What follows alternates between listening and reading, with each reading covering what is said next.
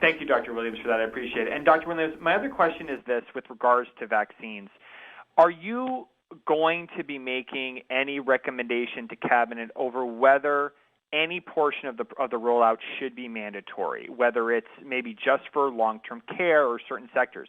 But will you, as the Chief Medical Officer of Health, in any way make some sort of mandatory vaccination recommendation?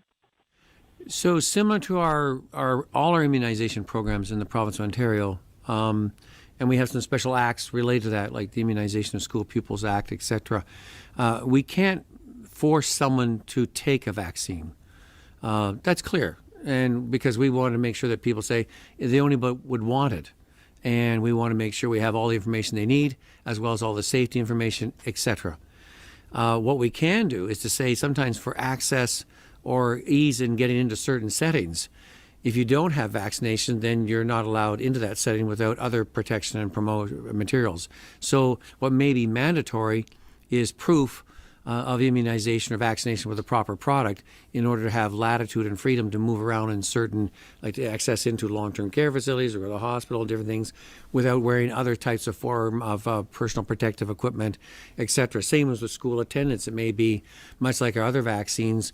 We haven't gone there yet, but we would make it mandatory for access in, and sometimes being excluded if there's a risk or a hazard going on. So it's more of facility of movement and around that, not that someone is going to be forced to take it against their will. We don't see there's a need for that because we think anytime our vaccine products have been proven historically to be the best thing we have. And we've seen that time and time again. You've heard testimonials, whether some people in the past saying, where polio was a big thing and people will live for many years in fear, it's not. Why? It's not gone. It's still out there. We're still trying to get rid of it. We're still trying to vaccinate against it.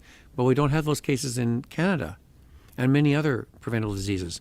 So it's highly effective and the safety is exceptional. So we still want to make sure we continue that. We want high quality vaccines, very effective, very safe, and monitor everything and to encourage you as Canadians, as Ontarians to say, this is what you would want to have, and we want to make sure you get it in the way you would like to get it, in the timing of it, and with all the information you need to make the best decision. Thanks, everyone.